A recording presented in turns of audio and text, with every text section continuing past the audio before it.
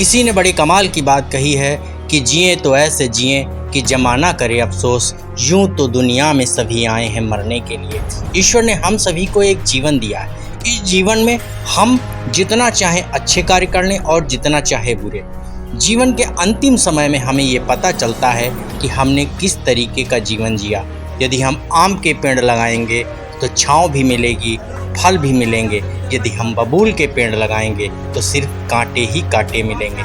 जीवन में हम क्या किसको दे रहे हैं, जीवन हम क्या कर रहे हैं, कैसी हमारी सोच, कैसी विचारधारा स्वयं के प्रति है और लोगों के प्रति, जीवन का कालखंड उसी प्रकार से निर्धारित होता है। महाभारत में युधिष्ठिर ने यक्ष ने पूछा कि जीवन का सबसे बड़ा भ्रम क्या है। युधिष्ठिर ने कहा कि हम प्रत्येक दिन हर व्यक्ति को मरते हुए देख रहे हैं, लेकिन फिर भी हम जीना चाहते हैं, हम मरना नहीं चाहते। मित्रों, जीवन के इस भ्रम से दूर हो करके हमें ये सदैव तैयारी रखनी चाहिए कि कब हमारा बुलावा आ जाए और कब हमें सब कुछ छोड़ के जाना पड़े। इस संसार सागर में रहते हुए हमें अपने जीवन की अंतिम यात्रा, अंतिम पड़ाव की सदैव तैयारी रखनी चाहिए और जीवन को इस भांति जीने का प्रयास करना चाहिए कि जैसे आज हम आए हैं और हमें तुरंत ही जाना है।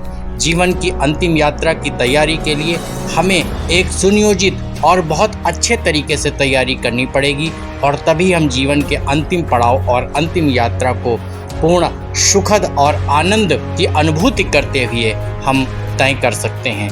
वरना आए हैं सभी मरने के लिए, जिए तो ऐसे जिए कि जमाना करे अफसोस, यूं तो दुनिया में सभी आए हैं मरने के लिए। जीवन का अंतिम पड़ाव, जीवन की अंतिम यात्रा में हम स्वयं उस यात्रा को देख नहीं रहे होते हैं, लेकिन हमारे पीछे चलने वाले लोग इस बात का अनुभव अवश्य कर रहे होते हैं कि जिस व्यक्ति की हम अंतिम यात्रा में चल रहे हैं उस व्यक्ति ने जीवन को किस प्रकार जिया। वो स्वयं स्वार्थी बन करके जिया या परमार्थी बन करके जिया।